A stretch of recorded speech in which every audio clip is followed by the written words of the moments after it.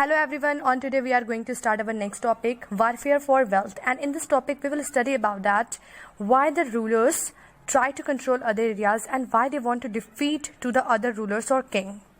So now let's study to learn more about the warfare for wealth. You may have noticed that each of these ruling dynasties was based in a specific region. At the same time, they try to control other areas. One particularly prized areas was the city of Kannauj in the Ganga Valley. सो आप सभी ने यहाँ पर notice किया होगा कि हर एक ruling dynasties जो है वो एक स्पेसिफिक रीजन पर क्या है बेस्ड है, यानी एक पर्टिकुलर रीजन पर ही क्या है बेस्ड है। और सभी डायनेस्टीज ये ट्राई भी करती हैं कि वो अदर एरियाज पर अपना कंट्रोल करके अपने डायनेस्टीज को क्या कर सके, एक्सपेंड कर सके और उसे इंक्रीज कर सके।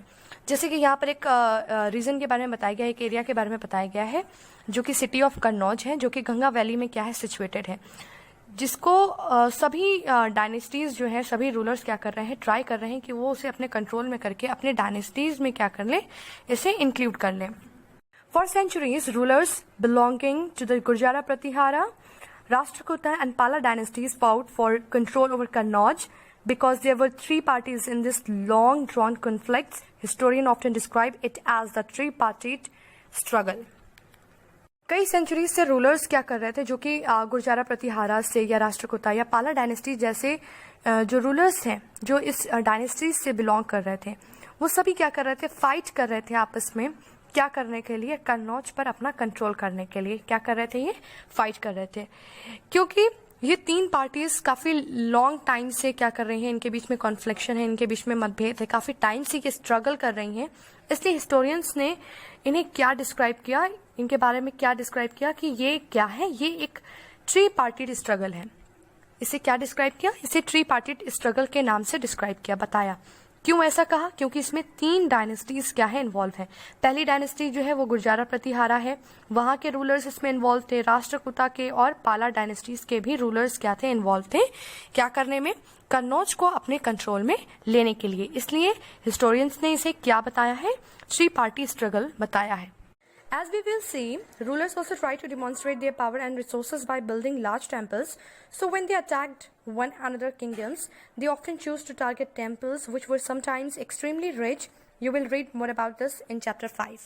जैसा कि हम ये जानते हैं और हमने देखा भी है कि रूलर्स हमेशा ये ट्राई करते हैं कि वो अपनी पावर को और डिमॉन्स्ट्रेट कर सके और इंक्रीज कर सकें, और ये अपनी पावर्स को रिप्रेजेंट करने के लिए भी क्या करते थे, बड़े बड़े टेम्पल्स को क्या करते थे, बिल्ड करवाते थे, उसे बनाया करते थे।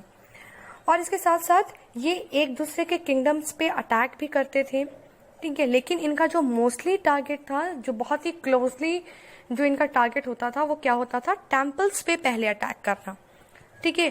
क्यों ऐसा था? क्योंकि ऐसा माना जाता था कि टेम्पल्स जो है वो काफी रिच है, काफी एक्सट्रीमली रिच है, वहां पर काफी वेल्थ है, काफी धन है। इसलिए लोग सबसे पहले कहाँ पर अपना टारगेट सेटअप करते थे, टेम्पल्स के ऊपर क्या करते थे, अपना टारगेट सेटअप करते थे कि पहले इस पे अटैक करके क्या करेंगे, सारे वेल्थ, सारे जो एक्सपेंसिव मटेरियल्स हैं उसको वहां से क्या करेंगे, वो ले लेंगे, जिसके बारे में आप चैप्टर 5 में क्या करेंगे, स्टडी करेंगे।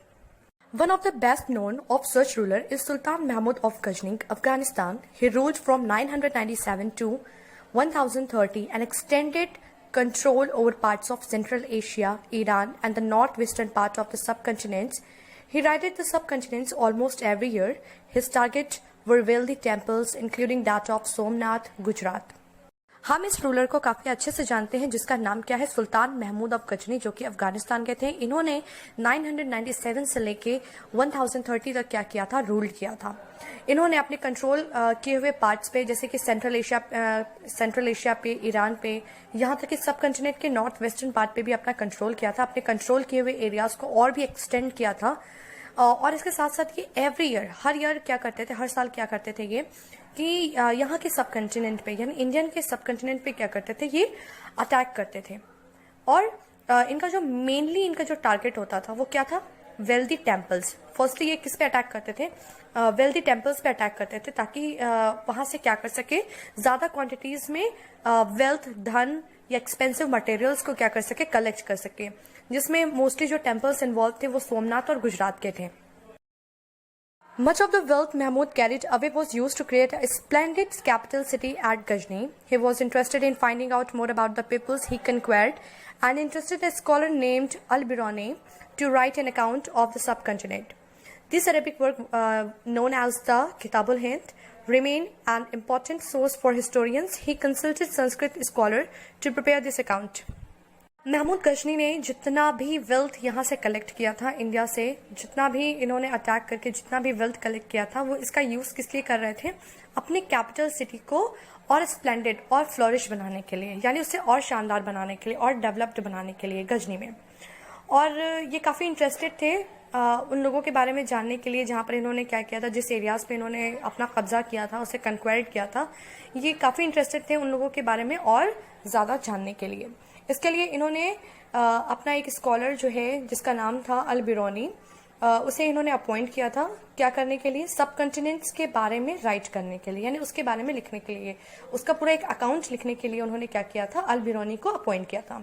ये कंप्लीट वर्क जो था वो अरेबिक में किया गया था और इस अरेबिक वर्क को हम किताबुल हिंद के नाम से क्या करते हैं, जानते हैं। आज भी हिस्टोरियंस जो है हिस्टोरियंस इसका यूज़ करते हैं। हिस्टोरियंस के लिए काफ़ी एक इम्पॉर्टेंट सोर्स है और हिस्टोरियंस इसका यूज़ करके हिस्ट्रीज के बारे में क्या करते हैं? स्टडी करते हैं। प्रीवियस टाइम की हिस्ट्री के बारे में क्या करते हैं? स्टडी करते हैं। और ये जो कंप्लीट जो अकाउंट लिखा गया था, जो प्रिपेयर किया गया था अल-बिरूनी के थ्रू, ये सिर्फ उन्होंने खुद से नहीं लिखा था, इसके साथ साथ इन्होंने संस्कृत स्कॉलर से भी क्या किया था? कंसल्ट किया था, उनसे भी राय मशवरा लिया था, उनसे भी कुछ आइडियाज़ लिए थे, नॉलेज लिया था, इन्फॉर्मेशन लिया था इस पूरे अकाउंट को लिखने के लिए, इस पूरे किताबुल हिंद को राइट करने के लिए।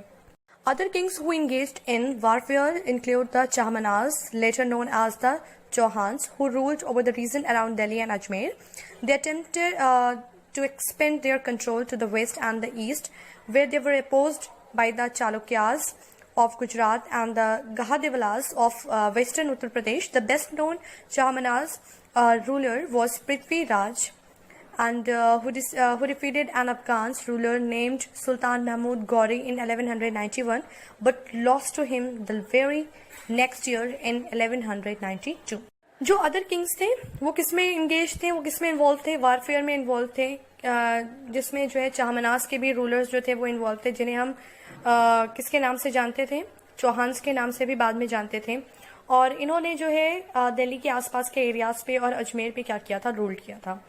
और ये क्या चाहते थे? ये अपने एरियाज को और एक्सपेंड करना चाहते थे। इसके लिए ये वेस्ट और ईस्ट पर भी अपना कंट्रोल करना चाहते थे और अपने रूलिंग एरियाज, अपने रीजन को क्या करना चाहते थे? एक्सपेंड करना चाहते थे और फैलाना चाहते थे। लेकिन जो चालुक्यास थे, गुजरात के जो चालुक्यास थे या फिर वेस्टर्न उत्तर प्रदेश के जो गहादेवलास थे, ये क्या थे? ये इनके अपोज थे और ये इनके इस प्लान को सक्सेसफुल होने नहीं दे रहे थे।